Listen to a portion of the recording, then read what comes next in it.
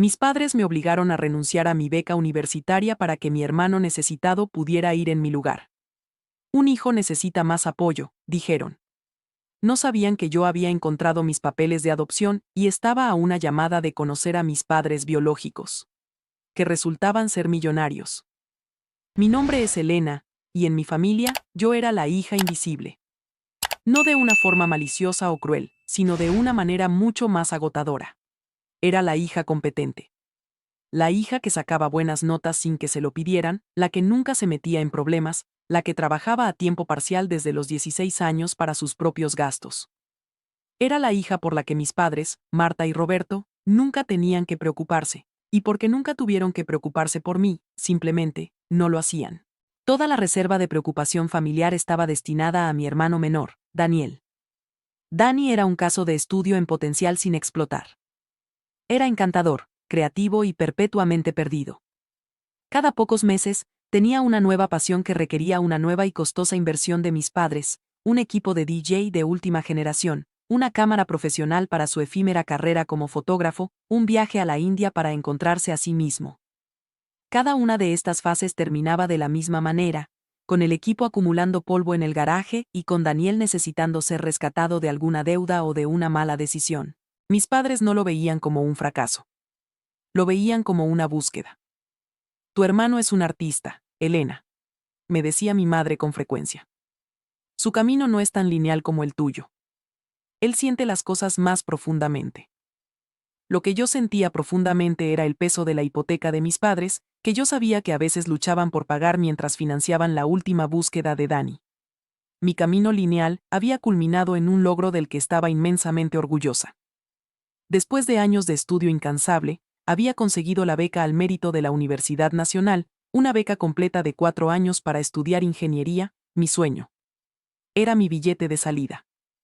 Mi oportunidad de construir una vida basada en mis propios méritos, lejos de la sombra de las necesidades de mi hermano. La noche que se lo conté a mis padres, durante la cena, sonrieron y me felicitaron.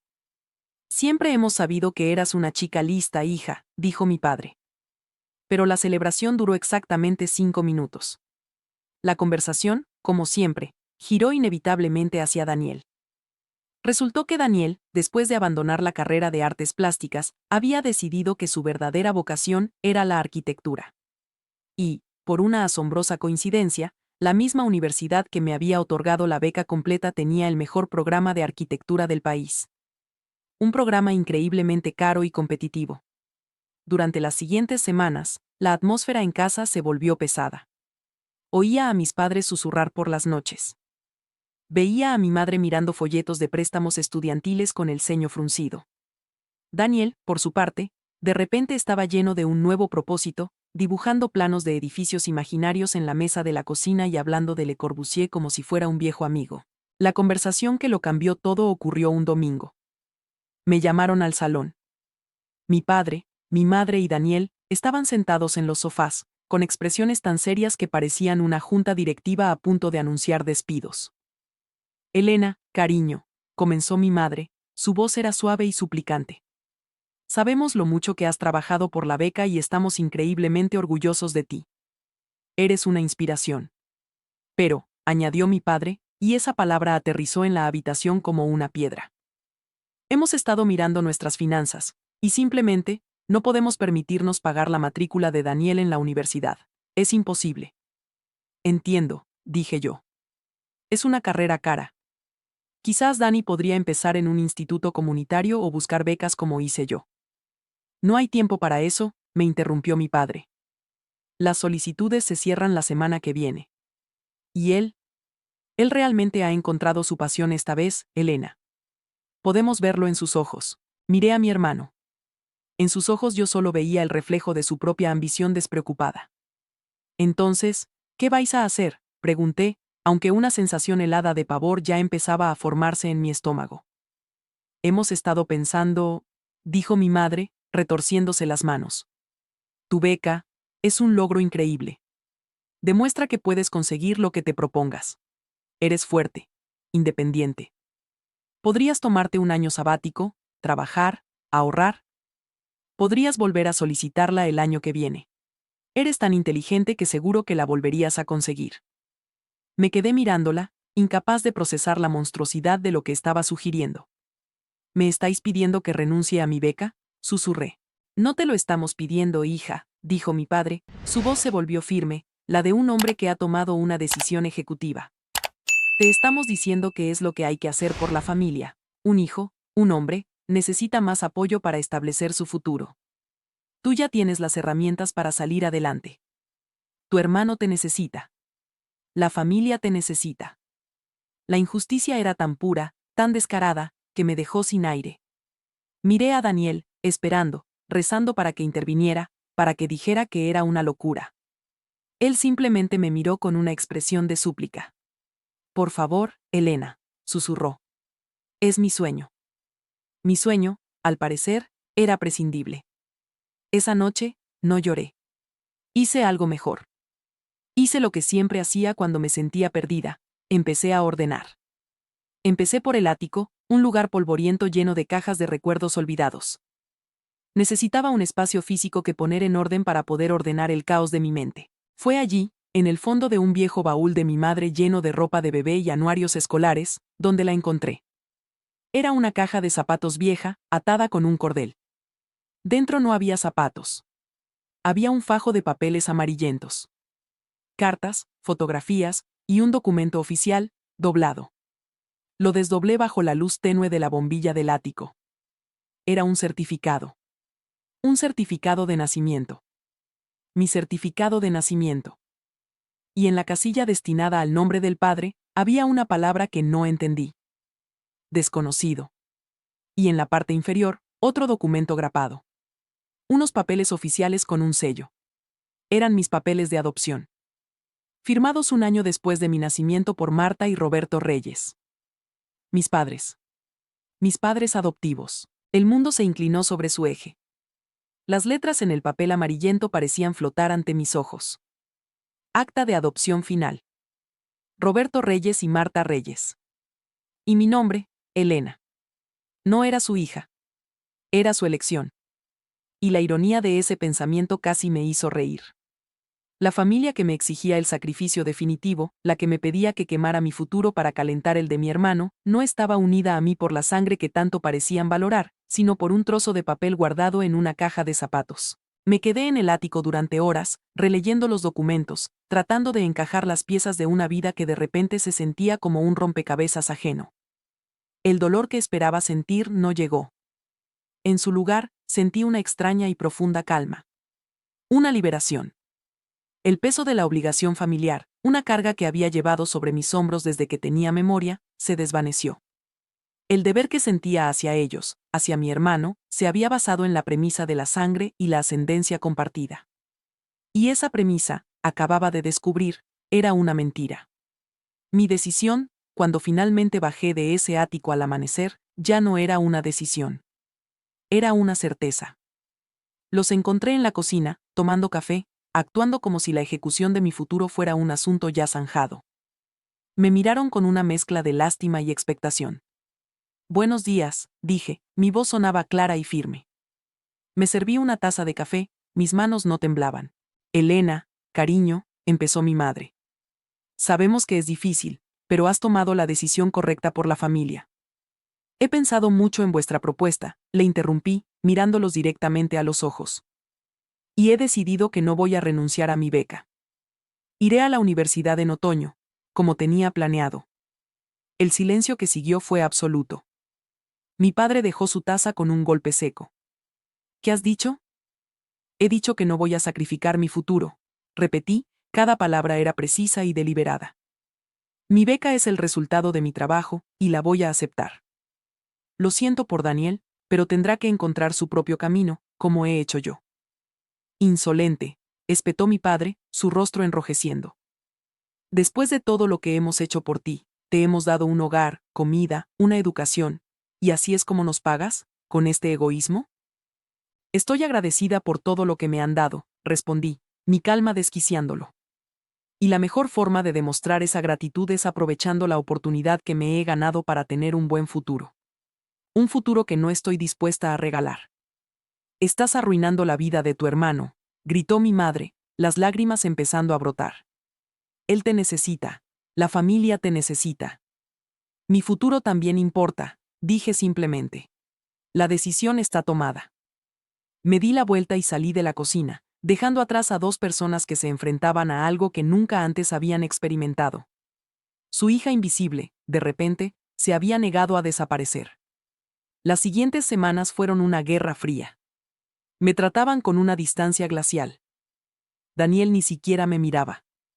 Pero yo ya no estaba allí del todo. Mi mente estaba en otro lugar. Mi mente estaba en los papeles del ático. Siempre he sido como una archivista de mi propia vida, alguien que investiga, que sigue pistas a través de documentos olvidados, y ahora, tenía el caso más importante de mi vida. Los papeles de adopción mencionaban el nombre de la agencia, el nido, y la ciudad donde nací, a 3 horas de distancia. No mencionaban el nombre de mi madre biológica, pero sí su edad en ese momento, 19 años. Empecé a tirar del hilo.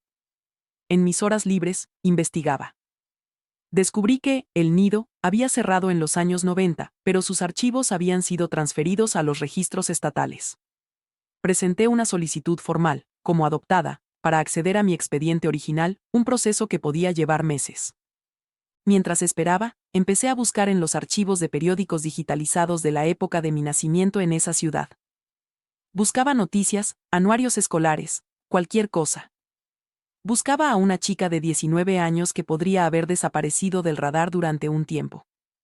Era una aguja en un pajar, pero era lo único que tenía. La llamada de la Agencia Estatal de Adopciones llegó 3 meses después. Señorita Reyes, tenemos su expediente, me dijo una trabajadora social con voz amable. Su madre biológica firmó un formulario de consentimiento de contacto. Dejó sus datos por si alguna vez usted decidía buscarla. Mi corazón se detuvo. Había dejado una puerta abierta para mí. Sin embargo, continuó la trabajadora social, la situación es delicada. Su madre biológica falleció hace 5 años. Lo siento mucho. Sentí una punzada de dolor por una mujer a la que nunca conocí. Entiendo, logré decir. Pero, añadió la voz al otro lado de la línea, ella dejó una carta para usted, y también nos dio el nombre y el último contacto que tuvo de su padre biológico. Él nunca firmó un consentimiento, pero ella dejó firmado un consentimiento para que, si algún día usted la buscaba, pudiéramos entregarle también la información de su padre. ¿Le gustaría tenerla? Sí, susurré. Por favor. Una semana después, recibí un sobre grueso por correo certificado. Dentro había una carta escrita a mano, y una hoja de papel con un nombre y una dirección en California. Leí la carta primero. Era de mi madre biológica. Me contaba la historia de un amor de verano, de 2 jóvenes con sueños demasiado grandes, de un embarazo inesperado y de la decisión más difícil de su vida. Te quise desde el primer momento, escribió. Y te quise lo suficiente como para saber que no podía darte la vida que te merecías. Tu padre. Él nunca supo de ti. Yo era demasiado joven y estaba demasiado asustada para decírselo. Nos separamos antes de que yo supiera que existías. Su nombre es Julián Castillo. Julián Castillo. Miré la otra hoja de papel. Había una dirección en un barrio de Los Ángeles conocido por sus mansiones y sus residentes famosos. Y debajo del nombre, una profesión. Fundador y director general de Castillo Innovations. Busqué el nombre en Internet. Los resultados me dejaron sin aliento. Julián Castillo no era solo un hombre de negocios. Era un pionero de la tecnología, un multimillonario hecho a sí mismo, famoso por sus inventos revolucionarios y su filantropía. ¿Y las fotos? Su sonrisa. La forma de sus ojos. Eran como mirarme en un espejo distorsionado por el tiempo y el género. Me quedé mirando la pantalla de mi computadora. Las imágenes de sus mansiones. Sus yates. Sus conferencias mundiales. Mi padre biológico. El hombre que no sabía que yo existía. El título de la historia que mis padres me habían contado toda mi vida era que yo era la hija afortunada a la que habían rescatado. Pero de repente, parecía que la verdadera historia era sobre unos padres de clase media que habían adoptado a la hija secreta de uno de los hombres más ricos del mundo. La beca por la que me habían pedido que luchara, la que me habían exigido que sacrificara, de repente parecía calderilla. La revelación fue como un relámpago que iluminó el paisaje oscuro de mi vida, mostrándome que el mapa que había estado usando era completamente erróneo. Durante días, me sentí como si estuviera flotando, desconectada de mi propia realidad. Iba a trabajar, sonreía a mis colegas, ordenaba archivos, pero mi mente estaba a miles de kilómetros de distancia, en una mansión de California, con un padre que no sabía de mi existencia. Mientras tanto, la Guerra Fría en mi casa se había convertido en un exilio en toda regla. Mis padres adoptivos, Marta y Roberto, apenas me dirigían la palabra. Me movía por la casa como un fantasma, el recordatorio viviente de su autoridad desafiada. Daniel, mi hermano, me miraba con un resentimiento puro. En su mente, yo le había robado su sueño, su futuro. La ironía de que él se sintiera robado, cuando toda mi vida había sido una subvención para la suya, era tan amarga que ya no me molestaba en analizarla. Ellos creían que la batalla era por una beca. No tenían idea de que yo ya estaba luchando en una guerra completamente diferente, una guerra por mi propia identidad. Después de una semana de insomnio y de mirar fijamente el nombre, Julián Castillo, en la pantalla de mi computadora, tomé una decisión. No podía quedarme con esta información. No era justo para él, y no era justo para mí. No se trataba del dinero. Se trataba de la verdad. Busqué el número de su empresa, Castillo Innovations. Sabía que no podía simplemente llamar y pedir hablar con uno de los hombres más ricos del mundo. Necesitaba un plan. Me preparé como si fuera a presentar una tesis. Tenía copias escaneadas de mi certificado de nacimiento, de los papeles de adopción y de la carta de mi madre biológica. Marqué el número principal de la empresa. Una voz profesional y pulcra respondió. Castillo Innovations, buenos días. Buenos días, respondí, mi voz sonando sorprendentemente firme. Necesito hablar con el asistente personal del señor Julián Castillo. Es un asunto personal y de carácter urgente. Hubo una pausa. Probablemente reciben docenas de llamadas como esta al día. Permítame un momento. Me pusieron en espera con una música clásica suave. Cada segundo se sentía como una hora. Finalmente, una nueva voz, masculina esta vez, llegó a la línea. Habla David, de la oficina del señor Castillo. ¿En qué puedo ayudarle? Respiré hondo. Señor David, mi nombre es Elena Reyes. Sé que esto va a sonar increíblemente extraño. Fui adoptada al nacer, en nombre de la ciudad, el fecha de nacimiento. Recientemente he tenido acceso a mi expediente de adopción y a una carta de mi madre biológica, quien lamentablemente falleció. En esa carta, ella nombra a Julián Castillo como mi padre biológico. Tengo todos los documentos que respaldan mi historia. No estoy buscando dinero ni publicidad. Solo creo que él tiene derecho a saber la verdad. Hubo un largo silencio al otro lado de la línea. Esperaba que me colgara, que se riera. Pero su respuesta fue tranquila y seria. Entiendo, señorita Reyes. Como puede imaginar, recibimos muchas solicitudes de este tipo. ¿Estaría dispuesta a enviar copias de esa documentación a un correo electrónico seguro que le proporcionaré? Por supuesto, respondí. Bien. Una vez que nuestro equipo legal revise la veracidad de los documentos, es probable que le pidamos que se someta a una prueba de ADN para confirmar su afirmación. ¿Estaría de acuerdo? Totalmente de acuerdo, dije, sintiendo una oleada de alivio. Esto era un proceso. Era lógico. Era profesional. Era algo que podía manejar. Perfecto. Le envío el correo ahora mismo. Tenga paciencia, señorita Reyes. Este proceso puede llevar algún tiempo. Envié los documentos esa misma tarde. Mientras tanto, continué con mi vida. Acepté formalmente la beca universitaria y empecé a hacer los preparativos para la mudanza. Mis padres adoptivos observaban mis preparativos con una desaprobación silenciosa. Para ellos, mi partida era un acto de traición. Para mí, era mi primer acto de verdadera independencia. 2 semanas después, recibí un correo de David. Señorita Reyes, nuestros abogados han verificado la autenticidad de los documentos. Quisiéramos proceder con la prueba de ADN. Le enviaremos un kit por mensajería internacional. Por favor, siga las instrucciones y devuélvalo lo antes posible. El kit llegó 2 días después. Una caja elegante que contenía un simple hisopo de algodón. La prueba más importante de mi vida se reducía a una muestra de saliva. La envié de vuelta ese mismo día. Y entonces, comenzó la verdadera espera. Continué con mi rutina. Me gradué del instituto con honores. Mis padres no asistieron a la ceremonia. Dijeron que Daniel estaba demasiado afectado para un evento así. Fui sola y me sentí, por primera vez, orgullosa de mi soledad. Una semana antes de mi mudanza a la universidad, mientras estaba rodeada de cajas de cartón en mi habitación, sonó mi celular. Era un número desconocido de Los Ángeles. Mi corazón dio un vuelco. «¿Hola?», respondí. «¿Señorita Elena Reyes?», dijo la voz de David. «Sí, soy yo. Tengo al señor Castillo en la línea para usted. Por favor, espere un momento». El mundo pareció detenerse. Escuché un clic, y luego, una nueva voz. Una voz masculina, cálida y con un ligero temblor de nerviosismo que me resultó extrañamente familiar. «Hola, Elena», dijo la voz. «Soy Julián Castillo.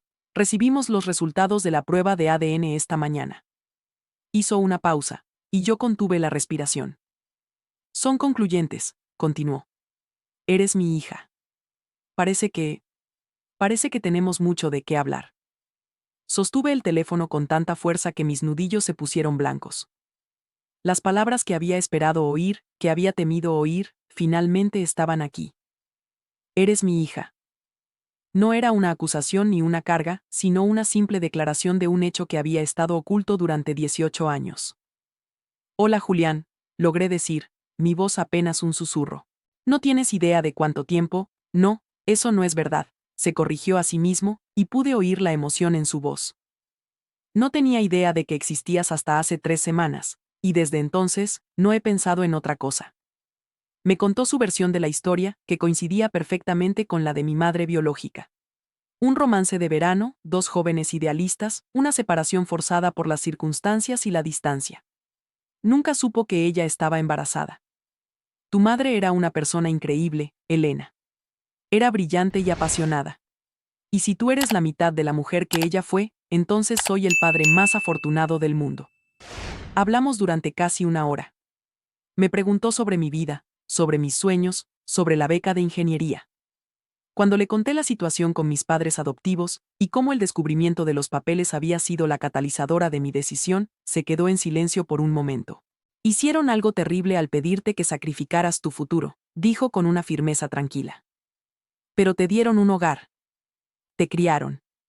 Y, a su manera, te convirtieron en la mujer fuerte e independiente que eres hoy. Por eso, a pesar de todo, les estoy agradecido». Su capacidad de ver la situación con tanta empatía, sin resentimiento, me asombró.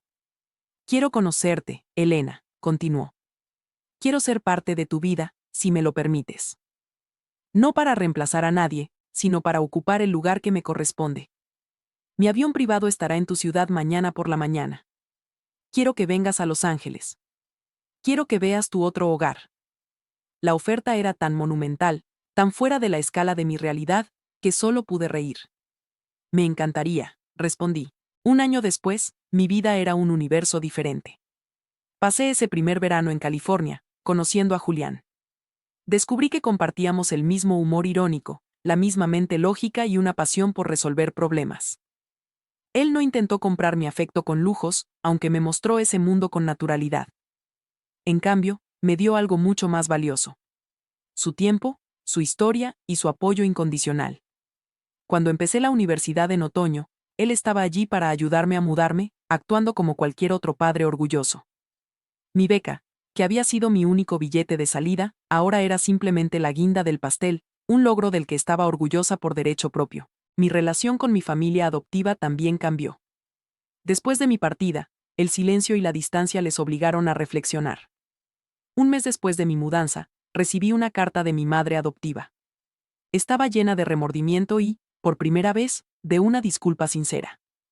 «Te vimos como la solución a los problemas de tu hermano, cuando deberíamos haberte visto como nuestra hija», escribió. La sanación fue un proceso lento. Empezamos con llamadas telefónicas, luego visitas durante las vacaciones. Sin la dinámica tóxica de la obligación y el favoritismo, pudimos construir una nueva relación, una basada en la honestidad. Daniel, sin el colchón financiero de mis padres y sin mi futuro que sacrificar, tuvo que enfrentarse a la realidad. Consiguió un trabajo a tiempo parcial y empezó a estudiar en un instituto comunitario. Estaba, por fin, encontrando su propio camino. En mi último cumpleaños, celebramos todos juntos. Mis dos familias en la misma mesa. Julián, mis padres adoptivos, Marta y Roberto, y mi hermano, Daniel. Fue incómodo, fue extraño, pero fue real. Esa noche, Julián y yo hablamos por teléfono. Es curioso, le dije. La noche que mis padres me pidieron que renunciara a mi beca, sentí que estaba perdiendo a mi única familia. Y en lugar de eso, respondió su voz cálida a través del teléfono. Resulta que ganaste dos. Tenía razón. Al negarme a hacer el sacrificio que me exigían, al elegir mi propio futuro, no había perdido nada. Había ganado todo. Mi valor no estaba en lo que podía sacrificar por los demás, sino en lo que estaba dispuesta a construir para mí misma. Y al hacerlo, había creado un espacio lo suficientemente grande para que todos los que me querían, de todas las formas posibles, pudieran formar parte de él.